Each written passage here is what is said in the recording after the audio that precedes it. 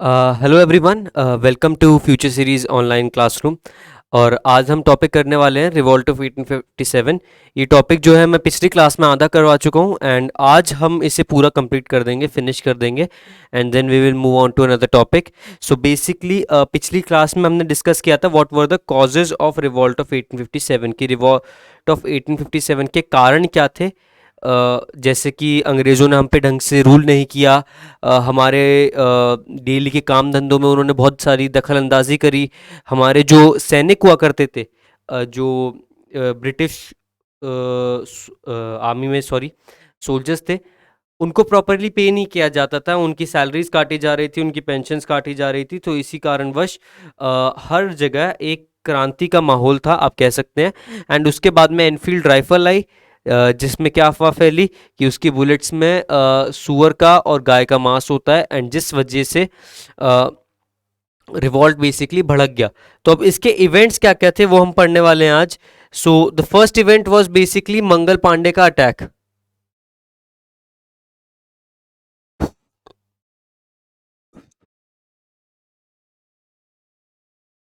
The attack of Mangal Pandey. So Mangal Pandey basically क्या थे, वो एक ब्राह्मण थे जो कि ब्रिटिश फौज में एक सिपाही थे।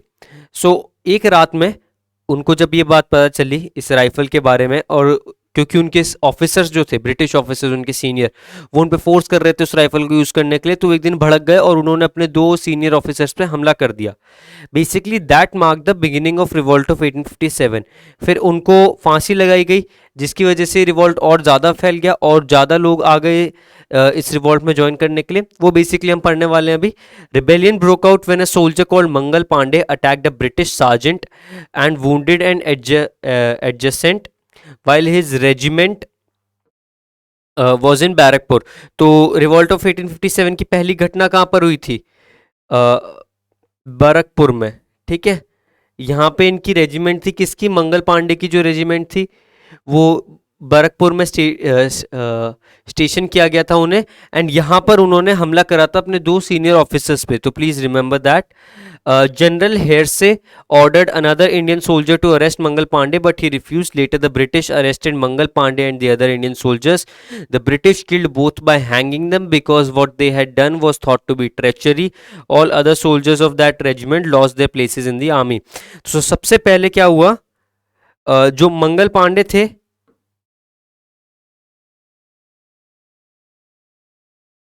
उन्होंने क्या किया, दो ब्रिटिश ऑफिसर्स पे हमला कर दिया अपनी तलवार के साथ में।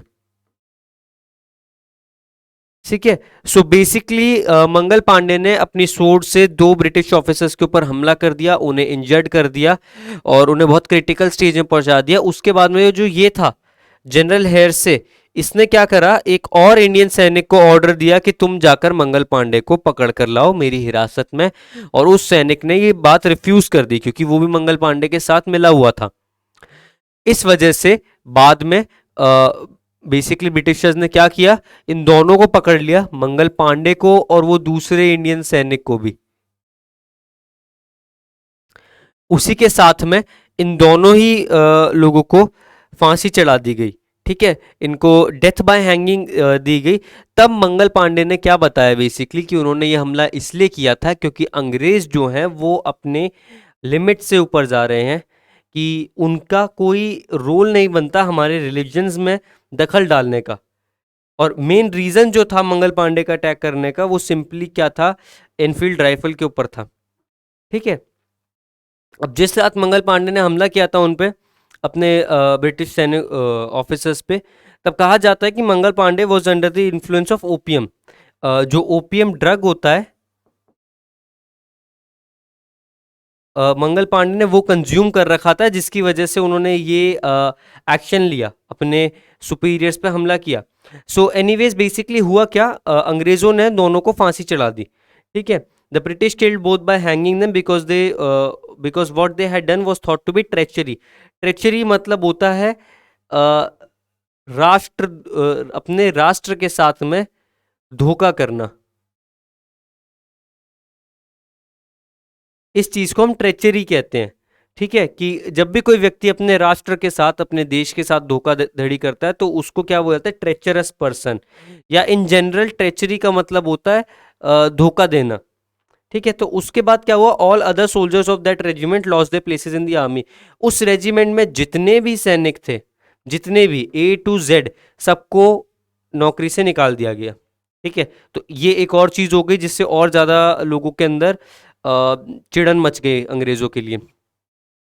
On May 10th, 1857, cavalry troops, while doing parade at Meerut, broke ranks. They freed the soldiers of 3rd Regiment and they moved towards Delhi. Soon, many Indians of the North India joined these soldiers. They entered Delhi fort where Bahadur Shah the Mughal emperor lived and asked him to become the leader of the rebellion. He agreed unwillingly. So basically, हुआ क्या? 10 मई 1857 में जो cavalry troops थे, cavalry का मतलब होता है घुड़सवार, जो हॉर्स पे होते हैं उनको हम कैवलरी ट्रूप्स कहते हैं। While doing the parade at Meerut broke ranks, broke ranks का मतलब जो मेरठ में वो घुड़सवार सैनिक थे जो एक परेड का हिस्सा ले रहे थे, उन्होंने क्या करा, अपने ही ऑफिसर्स पे हमला करा। उन्होंने जिन सैनिकों को जेल में बंद किया गया था, जिनकी नौकरी चली गई थी मंगल पांडे की रेजिमेंट, उनको फ्री करवाया एंड उनको लेकर दिल्ली चले गए। तो उन्होंने क्या करा, मेरठ से लेकर दिल्ली जाने का प्लान बना लिया। और दिल्ली में वो कहाँ गए, बहादुर शाह जफर के पास में सीधा, और उसको बोला कि भैया तुम हमारे रिवॉल्ट के लीडर बन जाओ, क्योंकि हमें अंग्रेज़ों को हटाना है और हमें एक लीडर चाहिए। सिंपल बात होती है, एक आपको चेहरा चाहिए होता है रिवॉल्ट का। अगर आप कोई आर्मी का लीडर नहीं लाओगे ना तो आर्मी लड़ेगी ही नहीं। तो उन्होंने लीडर किसे चुना, उन्होंने लीडर चुना the last Mughal emperor Bahadur Shah को, बहादुर शाह द 2। ठीक है, तो बहादुर शाह वैसे तो क्रांति में उतरना नहीं चाहता था, यहाँ पे मैंने लिखा है ना, ही अग्रीड अनविलिंगली। अनविलिंगली मतलब बेमन से। बहादुर शाह जफर जो था एक कमज़ोर शासक था और उसको पता था कि उसकी बस की नहीं है, उसके बस में नहीं है अंग्रेज़ों से लड़ना, और उसको पता था कि अंग्रेज़ों से लड़ाई करके उसके लिए अच्छा नहीं होगा। बट क्योंकि उसके दरवाजे के सामने इतने सारे सैनिक आ गए थे, वो उनको मना नहीं कर पाया और उसने बेमन से ये मान लिया कि हाँ, मैं तुम्हारे रिवॉल्ट का लीडर बनने को रेडी हूं। तो यहाँ पे हमारा पहला मोर्चा चालू हो चुका है। कहाँ पे है ये मोर्चा, दिल्ली पे। दिल्ली से बहादुर शाह जफर जो है लीडर बन चुका था, बहादुर शाह 2। इस पे आर्मी क्या थी, इस पे खुद की जो मुगल आर्मी थी वो तो थी, साथ ही साथ में इसके पास ब्रिटिश आर्मी के जो सिपाही थे जिन्होंने रैंक्स ब्रेक की थी वो भी थे। तो दिल्ली में इंडिपेंडेंस का डंका बज चुका था। दिल्ली को बेसिकली उन्होंने खुद आज़ाद कर लिया था और बहादुर शाह जफर को कह दिया कि ये अब से हमारा राजा है, ये मुगलिया सल्तनत के आखिरी बादशाह नहीं है, ये हमारे देश के बादशाह हैं। तो यहाँ तक हमारा सीन हो चुका है कि दिल्ली पर सिपाही पहुँच चुके हैं। अब हम आगे देखते हैं क्या हुआ इससे।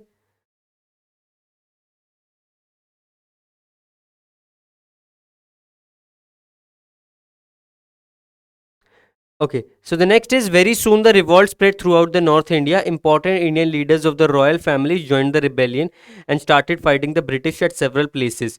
They included Ahmad Ullah, advisor of ex-king of Oudh, Nana Sahib, his nephew Rao Sahib and his retainers, Tantia Tope, Rani Lakshmi Bai, the Rani of Jhansi, Kuwar Singh, Rajput chief of Jagdishpur in Bihar, uh, and Firoz Shah a relative of Mughal emperor Bahadur Shah. तो फिर क्या हुआ, देखिए इसे क्या कहते हैं, इसे डोमिनो इफेक्ट कहते हैं। क्या कहते हैं इसे, डोमिनो इफेक्ट।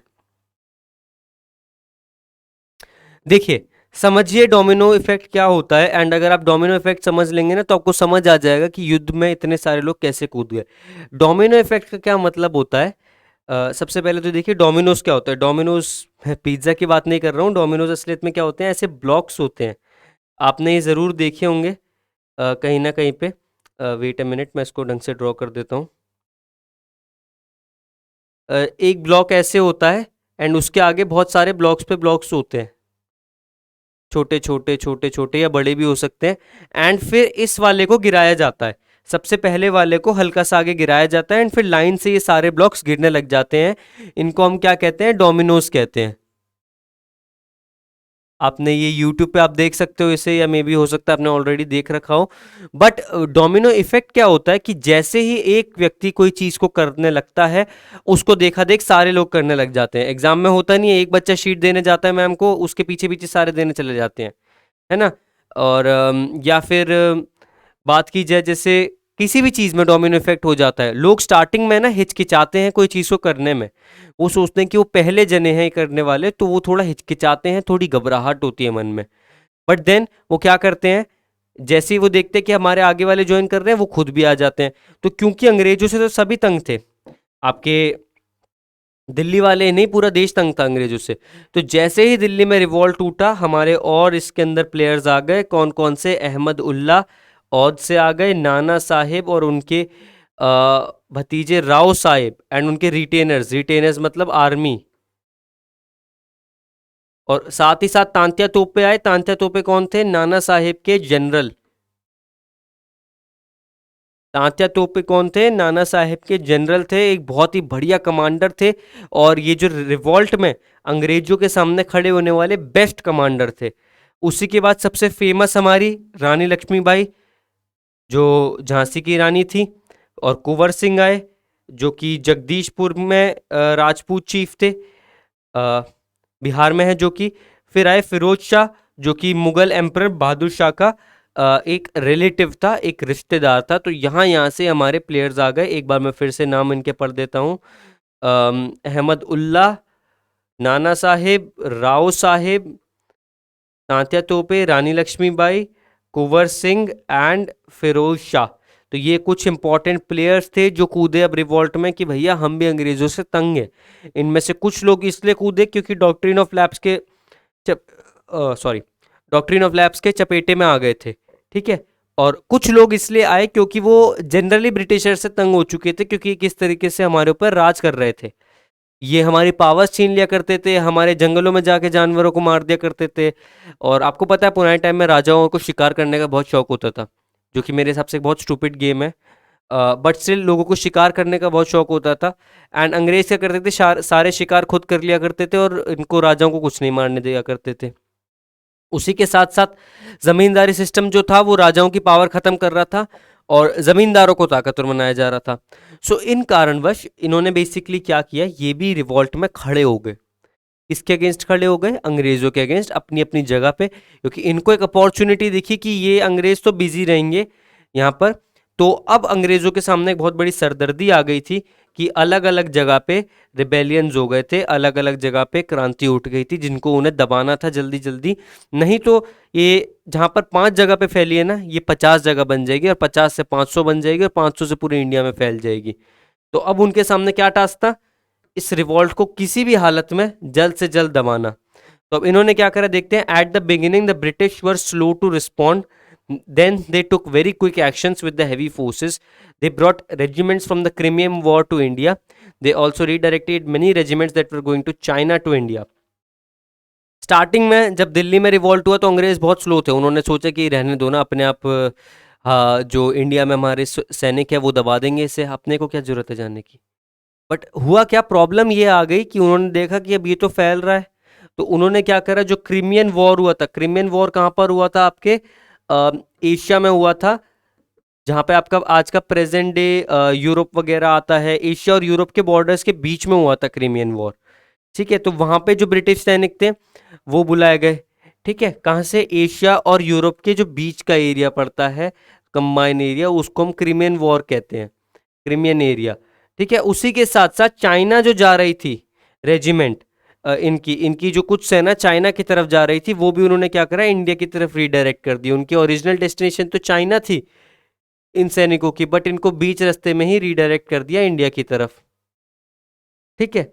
उसके बाद में the British forces reach Delhi and they surrounded the city from 1 July 1857 until 31 अगस्त 1857। उन्होंने क्या किया, उन्होंने दिल्ली को घेर लिया चारों तरफ से, ठीक है। और उन्होंने 1 जुलाई 1857 से लेके 31 अगस्त 1857 तक उसको घेरे रखा। Eventually street to street fights broke out between the British troops and the Indians. Ultimately, they took control of the Delhi. The massacre of Kanpur and the siege of Lucknow were also very important. देखिए, मैं जो चीज़ बताने वाला हूँ ना तो थोड़ी syllabus से बाहर की है, वो थोड़ी युद्ध नीति से रिलेटेड है। जब आपका दुश्मन एक किले के अंदर छुप जाता है ना, इमेजिन करिए दिल्ली है और दिल्ली के अंदर हमारे इंडियन सैनिक घुसे हुए हैं, डिफेंड कर रहे हैं इस कैसल को। तो आप क्या तरीका बचता है कि आप इस एरिया को चारों तरफ से घेर ले।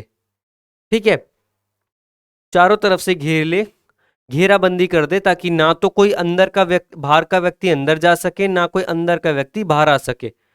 तो उससे क्या होगा, कुछ टाइम बाद में लोगों के पास अंदर खाना खत्म हो जाएगा और वो भूखे मर जाएंगे। और इसी कारण के लिए 1 जुलाई से लेकर 31 अगस्त तक पूरे पूरे 2 महीने के लिए, 2 महीने के लिए इन्होंने दिल्ली को घेरे रखा, ताकि लोग अपने आप दरवाजा खोल दें। लोगों ने अपने आप दरवाजा खोला क्योंकि बाहर आने के लिए, और उसके बाद में गलियों गलियों में लड़ाइयां चालू हो गई ब्रिटिश ट्रूप्स और इंडियंस के बीच में। बट क्योंकि ब्रिटिश ट्रूप्स हमसे ज़्यादा अच्छे हथियार लेकर आए थे, उनके पास एक प्रॉपर ऑर्गेनाइजेशन थी, और उसी के साथ उनके सैनिक जो थे वो एक्सपीरियंस थे बहुत ज़्यादा, क्योंकि वो अभी भी युद्ध से लड़के आ रहे थे। हमें याद ये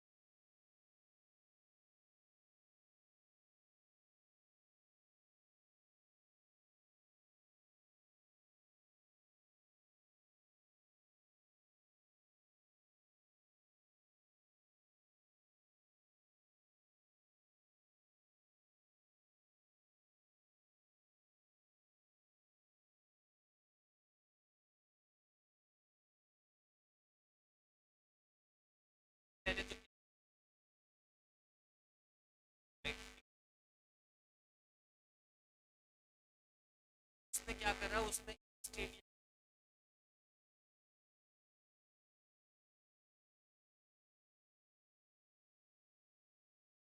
तुमने इंडिया को किस तरह चलाया है कि वो लोग हमको मारने आ गए। अगर तुम्हारे हाथ में हम देते रहे तो तुम तो बिल्कुल हमें इंडिया खुवा दोगे, है ना, क्योंकि इंडिया जो था अंग्रेज सरकार के लिए बहुत ज़्यादा इंपॉर्टेंट था, क्योंकि वहाँ से उन्हें स्पाइसेस वगैरह और जो ट्रेड होता था, जितना भी अंग्रेज़ों ने हमें लूटा है, कहाँ से करा है, इंडिया से ही करा है। इंडिया को उन्होंने सबसे ज़्यादा लूटा क्योंकि इंडिया ऑलरेडी बहुत रिच कंट्री था as compare to other countries. So इन्होंने क्या करा, सबसे पहले तो ईस्ट इंडिया कंपनी को निकाल दिया बिल्कुल ही, और क्या हेड कर दिए, गवर्नर जनरल्स हेड अप कर दिए कि अब ये गवर्नर जनरल्स जो है ना वो रूल करेंगे ईस्ट इंडिया कंपनी के अंडर। और उन्होंने दूसरा क्या किया, उन्होंने इंडिया को उठाकर डायरेक्ट अपने कंट्रोल में डाल दिया, डायरेक्ट ब्रिटिश सरकार के नीचे इंडिया आ गई। पहले क्या होता था, इंडिया जो थी वो ब्रिटिश सरकार के नीचे नहीं थी, वो ईस्ट इंडिया कंपनी के नीचे थी, और ईस्ट इंडिया कंपनी ब्रिटिश सरकार को पैसा देती थी, टैक्स देती थी, और रूल ईस्ट इंडिया कंपनी करती थी। तो क्या हुआ, it made India part of the British Empire, governor generals बुलाए और इंडिया को ब्रिटिश एम्पायर का पार्ट बना दिया। एंड उसी के साथ में it promise the princess chiefs and people of India equal treatment under the British law. उसके बाद में यूनाइटेड किंगडम के पार्लियामेंट ने क्या बोला कि जो वहाँ के प्रिंस हैं इंडिया के, जो वहाँ के चीफ्स हैं, और साथ ही साथ वहाँ के जो लोग हैं ना, हम उनको इक्वल ट्रीटमेंट देंगे ब्रिटिश लॉ के अंडर। अब उन्हें ये बोलना पड़ा क्योंकि लोगों को शांत करना था। हाँ, हालांकि उन्होंने इक्वल ट्रीटमेंट दिया नहीं, बट जो हालात थे वो 1857 के बाद में थोड़े बेटर थे एज कंपेयर टू 1857 से पहले। 1857 से पहले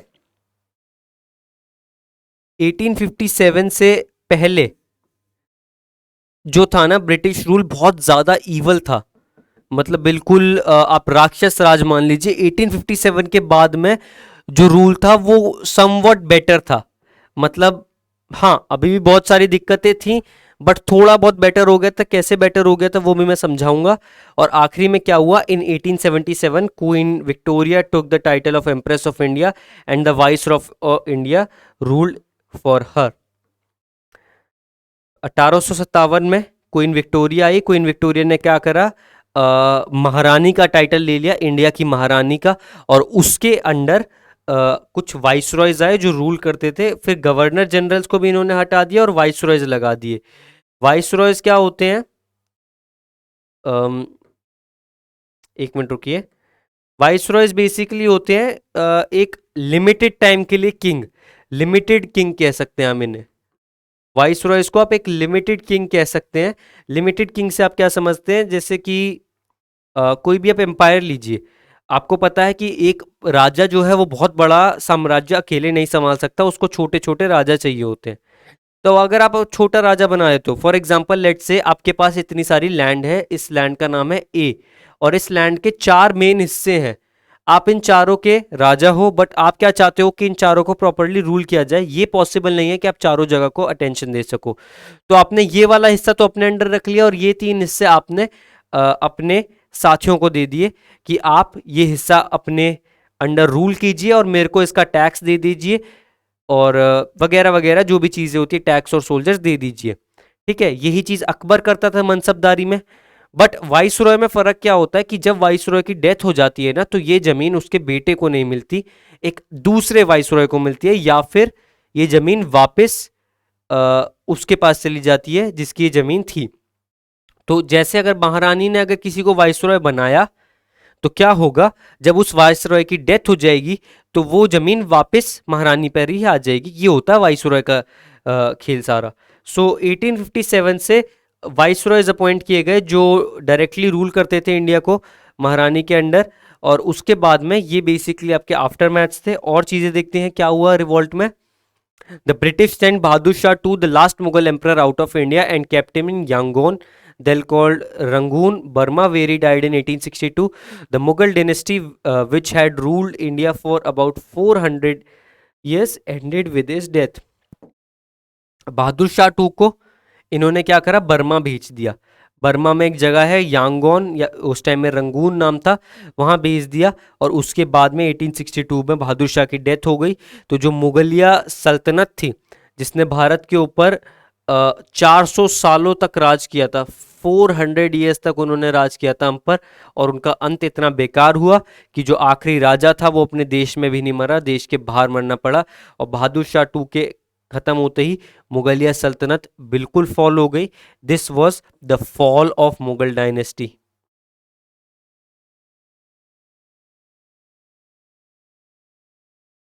वैसे ये कहना सही नहीं है कि this was the fall of Mughal dynasty. Mughal dynasty कुछ 100 साल पहले ही गिर चुकी थी, बट वो धीरे धीरे मर रही थी। यहाँ पर उसकी परमानेंट डेथ हो गई थी, खत्म हो चुकी है। और आप मानोगे नहीं, कुछ मुगल्स ऐसे होते हैं आज भी, सॉरी मतलब कुछ लोग ऐसे हैं जो मुगल्स के डायरेक्ट वंशज हैं, और आज वो चाय बेच के या बर्तन धो के काम चला रहे हैं। इतने बुरे हालत आ चुके हैं उन मुगल्स के।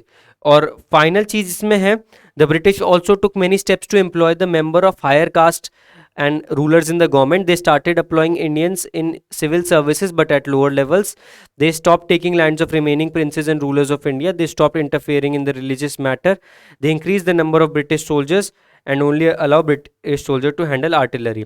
अब इसको हम टुकड़े टुकड़ों में पढ़ते हैं। पहला पॉइंट तो है यहाँ पर, ब्रिटिशर्स ने क्या किया, जो ऊंची जात के इंडियंस थे और जो रूलर्स थे, राजा थे, शासक थे, उनको गवर्नमेंट का धीरे धीरे हिस्सा बनाना चालू किया। ये तो था पॉइंट नंबर 1, क्योंकि अब अंग्रेजों को पता था कि कुछ ना कुछ तो सुधार करना पड़ेगा, नहीं तो ये इंडियंस वापस खड़े हो जाएंगे। नंबर 2, सिविल सर्विसेज जो होती है वहां पर उन्होंने इंडियंस को अप्लॉय करा। सिविल सर्विसेज आपकी क्या होती हैं, आईएएस हो गया, आईपीएस हो गया, आईएफएस जो आज यूपीएससी और के पेपर्स होते हैं, जो भी आपके एग्जाम्स होते हैं वो सिविल सर्विसेज के होते हैं। तो फर्स्ट ऑफ ऑल उन्होंने गवर्नमेंट में इंडिया के लोग डाले, एंड सेकेंडली उन्होंने सिविल सर्विसेज में इंडियंस को एम्प्लॉय करना स्टार्ट कर दिया। हाँ, हालांकि एक छोटे लेवल पे करते थे, बहुत ऊंचे लेवल का ऑफिसर नहीं बनाते थे, कलेक्टर वगैरह, बट नौकरियां देना उन्होंने स्टार्ट करी। ठीक है, थर्ड पॉइंट क्या था, they stop taking the lands of remaining princess and rulers of India. जो भी ये डॉक्ट्रिन ऑफ लैप्स के अंडर जो जमीन ले लिया करते थे दूसरों की, वो लेना इन्होंने सबसे पहले एकदम बंद कर दिया, क्योंकि उन्होंने पढ़ा, उनको पता था कि अगर जमीन के पीछे अब लड़ाई करेंगे फिर से, तो फिर से एक रिवॉल्ट हो जाएगा, है ना। And finally they stopped interfering in the matters of religion. जो भी हिंदू धर्म, मुस्लिम धर्म के जो मैटर्स होते हैं, इन्होंने जो पर्दा सिस्टम बंद करा, सती प्रथा बंद करी, वगैरह वगैरह बंद करा, वो चीज़ें इन्होंने इंटरफेयर करना बिल्कुल बंद कर दिया, क्योंकि इन्हें पता था कि किसी के भी धर्म में हाथ नहीं डालना चाहिए, नहीं तो वो व्यक्ति किलस जाएगा या चिढ़ जाएगा। और finally they increase the number of soldiers and allowed only British soldiers to handle artillery. Finally उन्होंने क्या करा, अपनी आर्मी में अंग्रेज सैनिकों की गिनती बढ़ा दी। ठीक है, और उसी के साथ साथ जो आर्टिलरी होती है, आर्टिलरी यानी कि तोप, गोले, बम, बारूद, इन पे सख्त नियम लगा दिया कि सिर्फ ब्रिटिश सैनिक ही इन्हें यूज कर सकते हैं और कोई यूज नहीं कर सकता। तो ये थे हमारे results of war of 1857।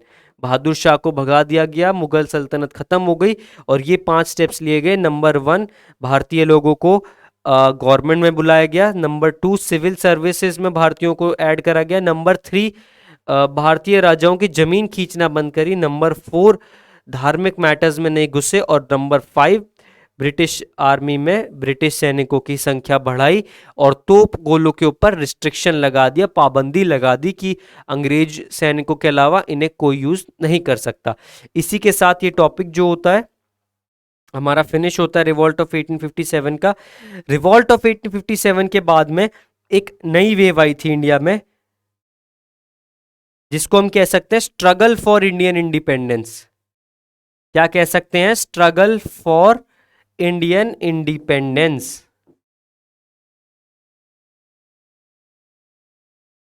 Struggle for Indian independence क्या है, फॉर्मेशन ऑफ कांग्रेस है, इसमें मॉडरेट्स हैं, एक्सट्रीमिस्ट हैं, लाल बाल पाल की कहानी है इसमें।